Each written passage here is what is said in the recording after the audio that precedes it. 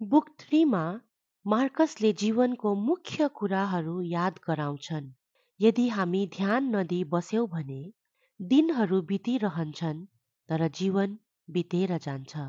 त्यसैले बुक 3 भनेको तिमी किन बाँच्दैछौ भन्ने प्रश्नसँग जुझ्ने अध्याय हो। लेसन 1, बिहान उठ्ने क्षण नै जीवनको दिशा हो। मार्कस भन्छन्, बिहान उठ्यो भने धन्यवाद देऊ, किनकि फेरि एक दिन सिक्ने मौका पायौ। खराब दिन सुरु हुन सक्छ, तर त्यो खराब दिनलाई कसरी बगाउँछौ त्यो तिमीले निर्धारण गर्छौ। लेसन 2, साँचो अर्थपूर्ण काम प्राय सानो तर निरन्तर हुन्छ। मार्कस भन्छन्, हामी ठूलो परिवर्तनको सोच राख्छौं, तर जीवन सानो अभ्यासहरूको खेल हो। एक पाना किताब पढ्नु, एक सास सचेत भएर लिनु, एक पटक शान्त भएर प्रतिक्रिया दिनु, यी साना अभ्यासहरूले मनलाई आकार दिन्छन्। लेसन 3, बाहिरको आवाज धेरै छ तर भित्रको आवाजसँग बस।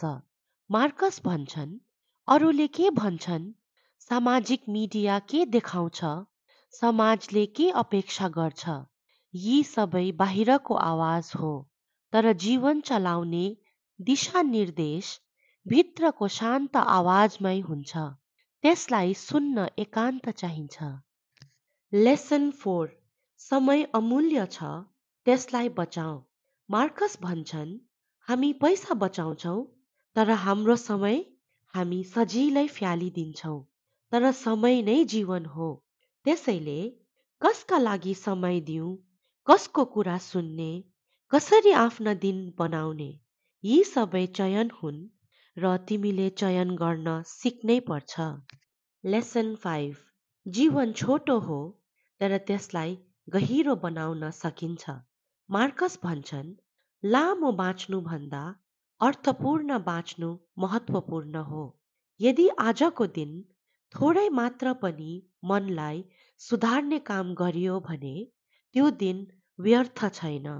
बुक 3 मा मार्कसले भन्छन्, जीवन चलिरहेको छ तर चेतना साथ चलाउन सिक। बिहान, साँझ, बीचको समय सबै अवसर हुन्। छोटो कथा, ठूलो सिकाइ।